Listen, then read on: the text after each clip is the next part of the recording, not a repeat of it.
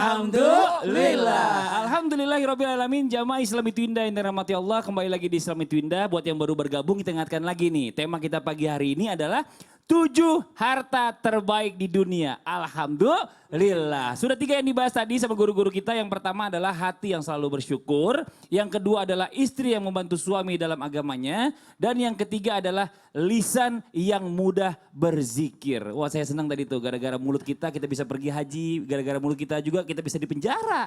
Apa Ustaz, kenapa? Aku ingat kisah Ustaz Cecep. Kenapa? Itu ada odong-odongnya kan, dia ke masjid, si bang odong-odongnya lagi sholat. Habis itu pas ke parkir, odong-odongnya baru masuk sholat. Habis keluar dari masjid, tiba-tiba hilang odong-odongnya. Kenapa? Terus dia balik lagi bersih, ya Allah kenapa bisa hilang odong-odong? Pas keluar dari masjid, ada odong-odongnya. Kenapa begitu? Karena salah pintu.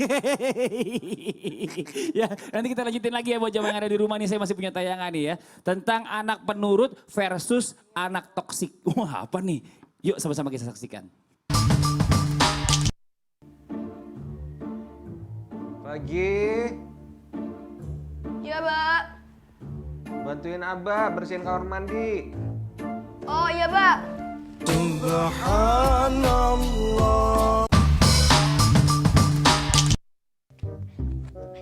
Pagi. Apa Abah, Bro? Bantuin Abah bersihin kamar mandi. Aduh. Lagi bikin TikTok nih, lagi asik-asik. Kok dipanggil sih? Aduh. Lagi bikin TikTok lagi dipanggil. Udah jangan panggil-panggil lagi. Yang satu anak masjid, yang satu anak tok-tok tuh katanya. Jadi kalau yang anak masjid itu lagi ngaji dipanggil bentar datang gitu. Ini lagi sibuk sendiri dipanggil nggak mau datang. Nah sekarang saya mau nanya Ustaz Syam, kita lanjutin lagi. Tadi sudah 3 dibahas. Apakah benar harta terbaik di dunia yang keempat ini tergantung bagaimana kita dalam mendidik dan bersikap. Apaan sih itu Ustadz? Mohon izin bocorannya silakan. Dijelaskan ya sekalian ya. Tabe guruku. Ustadz Maulana, Ustadz Cecep, Mas Fadli dan seluruh alim ulama yang dimuliakan Allah Subhanahu wa taala. Harta selanjutnya adalah seorang anak atau anak yang saleh dan salehah yang patuh kepada Allah Subhanahu wa taala, otomatis patuh terhadap orang tuanya. Jadi jangan dibedakan kalau ada orang yang mengatakan anak saya Ustadz rajin sholat tapi tidak patuh sama orang tuanya. Oh berarti dia belum patuh sama Allah. Berarti dia belum patuh karena patuh kepada orang tua itu adalah perintah Allah Subhanahu wa taala. Kalau kita sudah memperbaiki sholat kita kepada Allah Subhanahu wa taala, ibadah kita kepada Allah Subhanahu wa taala, otomatis kita akan berbakti kepada kedua orang tua karena berbakti kepada kedua orang tua itu juga perintah Allah Subhanahu wa taala. Jangan menganggap diri ini sudah baik kalau sudah sholat. Belum.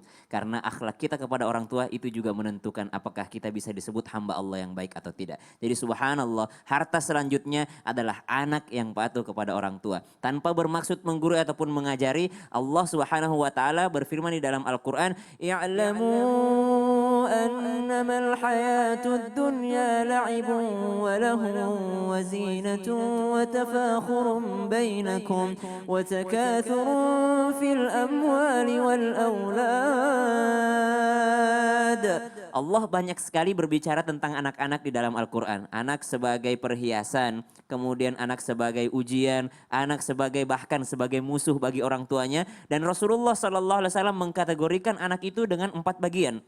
Anak bagi orang tuanya, kata Rasulullah SAW, yang pertama menjadikan orang tuanya mabkhalatun, mahzanatun, majabanatun, kemudian majahalatun. Yang pertama Rasulullah katakan, kadangkala anak itu menjadi sesuatu yang mahzanatun untuk orang tuanya. Apa itu mahzanatun? Yang menyedihkan untuk orang tuanya. Betapa banyak orang tua yang menangis karena anaknya tidak patuh kepadanya. Sesuatu yang membuat kita sedih. Banyak mungkin di antara kita ketika belum punya anak, ketika seperti kami tanpa maksud menggurui ataupun mengajari, masih sendiri, masih bebas, belum ada yang membuat kita sedih. Karena kita enjoy gitu kan, santai aja dengan hidup kita sendiri. Tapi ketika punya anak, ada yang membuat kita sedih. Kenapa? Karena memikirkan pendidikannya, memikirkan masa depannya, pergaulannya yang buruk, subhanallah. Mahzanatun, membuat orang tuanya sedih. Yang kedua, mabakhalatun, membuat orang tuanya jadi pelit gitu. Sebelum punya anak mungkin orang tuanya royal kepada masjid untuk bantuin ini. Kalau sekarang setelah punya anak langsung menjadi majahalatun. Disebut apa? Namanya mabakhalatun, pelit. Kenapa mabakhalatun, pelit? Karena dikatakan setiap dimintai sumbangan, aduh buat susu anak nih, buat ini nih, buat anak nih, buat nanti anak masuk SMP nih, buat nanti anak masuk SMA, buat nanti anak masuk kuliah. Subhanallah, kata Rasulullah SAW mengingatkan seorang anak.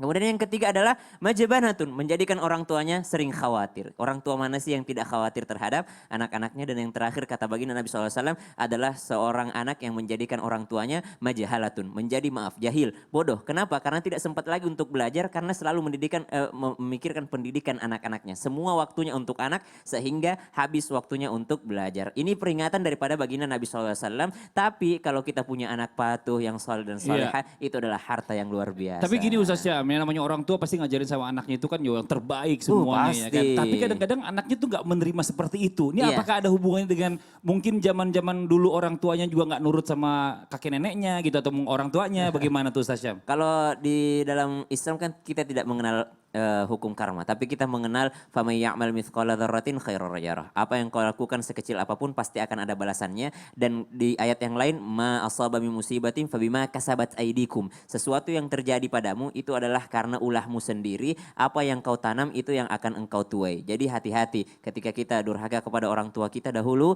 mungkin saja nanti akan Allah balas dengan anak kita yang durhaka kepada kita. Nauzubillah min zalik. Ya Allah, ini sekarang kita lanjut lagi deh buat jam yang ada di rumah. Tadi kita udah ngebahas bicara masalah tentang 4 tadi ya. 4 ya dari 7 harta yang terbaik di dunia. Nah sekarang sebelumnya kita mau lihat dulu ada sebuah tayangan juga, ada tetangga menjadi inisiator untuk saling membantu kepada tetangga lain yang terkena corona. Ini dia. Yuli Indartono dan Lilik Suci menjadi inisiator warga di Komplek Cipageran Asri, Kota Cimahi, Jawa Barat untuk membantu keluarga M yang terpapar virus corona klaster seminar keagamaan Lembang. Awalnya terjadi kepanikan dari warga di sekitar komplek. Namun setelah diberikan pemahaman, warga pun saling bahu-membahu membantu dan menyuplai kebutuhan sehari-hari keluarga M. Nah sekarang buat Ustaz Cecep nih, katanya nih saya dengar juga apa benar dalam Islam, harta terbaik yang kelima ini berkaitan dengan kehidupan, bahkan dekat sekali dengan keseharian kita. Mohon izin penjelasannya, silakan. Baik, harta selanjutnya yang berharga adalah tetangga yang baik dan ramah. Ternyata ada juga jenis tetangga toksik, yaitu tetangga yang justru membuat kita stres. Selalu membuat kita bingung, pusing, pengen pindah, pengen lari. Ini tetangga toksik, ini sangat meracuni kehidupan kita. Ingat, ketika orang masuk surga, misalnya si Fulanah masuk surga, ia akan ketemu dengan malaikat Ridwan. Lalu ternyata ada malaikat yang menjelaskan inilah ahli surga, masuklah dia. Begitu dia mau, tetangga yang baik, tetangga yang ramah adalah harta yang paling berharga. Karena itu adalah kenyamanan. Akan tetapi dalam kehidupan kita seringkali kita menemukan tetangga yang justru memberikan racun dalam kehidupan kita. Hendaklah kita bersabar. Isbiru wasobiru warabitu wattaqullah. Sabar, kuatkan kesabaranmu, waspada, kuatkan kewaspadaanmu. Engkau tidak akan bisa mengubah cahaya matahari, tapi kau bisa pakai payung supaya matahari tidak membuat kita panas. Maka yang jadi masalah, kadang-kadang kita nggak sabar. Banyak orang yang nyebut kita gara-gara kita menjaga diri sendiri dan single terus tidak menikah. Banyak orang yang bilang begini.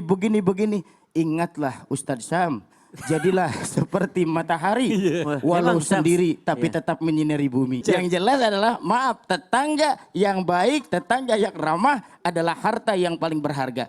Kenapa? Keringat itu asin, karena perjuangan tidak ada yang manis.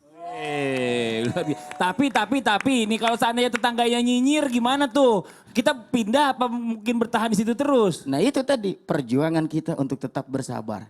Jadi Justru tetangga kayak begitu yang bikin kita masuk surga. Tapi kalau kita hanya dikasih tetangga yang kayak begitu, kita nggak ketahuan sabarnya di mana, betul tidak? Betul, Masya Allah. Ya baik, itu aja sih. Jazakallah khairan kasiran. Makasih banyak. Tepuk tangan dong buat Ustaz Cecep dong.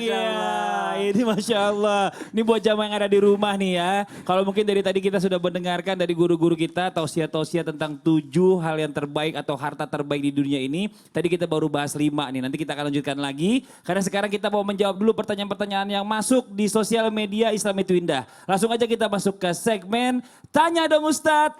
Kami semua tanya dong Ustadz. Masya Allah, tabarakallah, makasih banyak TV Islam itu Indah. Boleh bertanya langsung ke sosial media Islam itu Indah dan insya Allah salah satu pertanyaan atau salah dua pertanyaan insya Allah mudah-mudahan mewakili pertanyaan yang lainnya. Kita sudah pilih Ustadz, pertanyaan pertama untuk Ustadz Maulana. Assalamualaikum Ustadz, saya mau bertanya, apakah jika ada seorang ibu yang menahan harta warisan dari ayahnya yang sudah meninggal, ibu itu berdosa? Bahkan anak-anaknya banyak yang hidup susah dan banyak yang saranin dari keluarga untuk dibagi warisannya.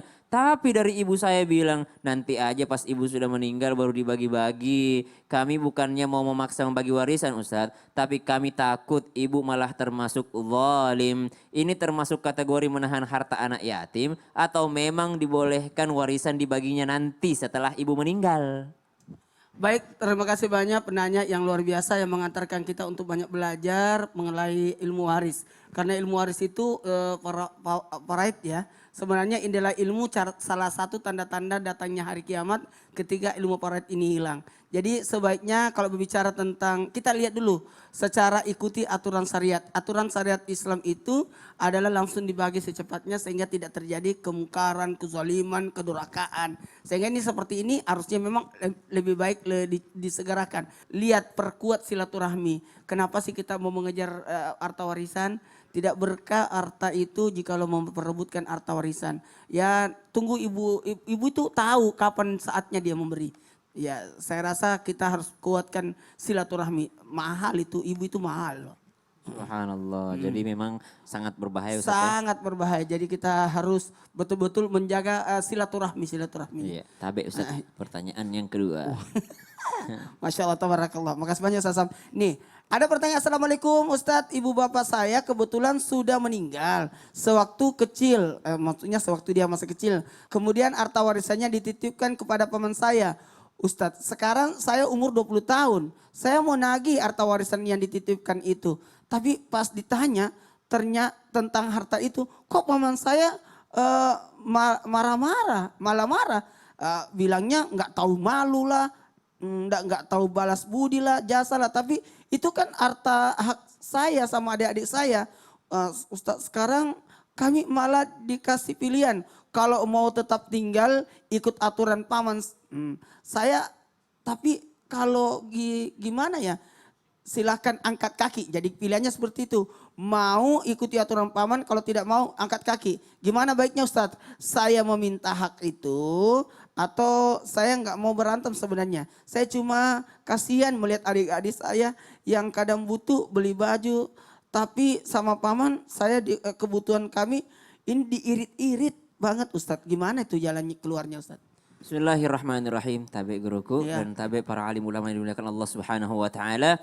Fadzalika alladhi yad'u al-yatim wa la yahuddu ala ta'amil miskin. Fawailul lil musallin. Tegas sekali Al-Quran tentang orang-orang yang memakan hartanya anak yatim. Jadi subhanallah, kalau pertanyaan sebelumnya ibunya sendiri itu mungkin kami belum mau mengatakan itu kategori memakan harta anak yatim. Tapi kalau sudah masuk pamannya lalu menahan-nahan haknya seorang anak yatim dari warisan ayahandanya, oh tunggulah bala bencana. Ini akan datang bala bencana. Subhanallah, subhanallah. Bagaimana mungkin kita bisa sangat tega memakan harta anak yatim. Apalagi tuh keponakan sendiri. Nah, saran buat Adinda, waktu Adinda tahu dari mana kalau harta warisannya itu dititipkan kepada paman, tahu dari mana? Pasti ada saksinya, pasti tidak mungkin paman sendiri. Jadi cari saksi-saksi tersebut, coba dibicarakan, dimusyawarahkan, kalau perlu ke pengadilan agama supaya ditahu ininya jatahnya berapa, apakah paman masih bisa dapat? Saya rasa tidak, karena masih ada anaknya gitu. Apalagi anaknya ada laki-laki, mungkin ada perempuan, anaknya yang lebih berhak.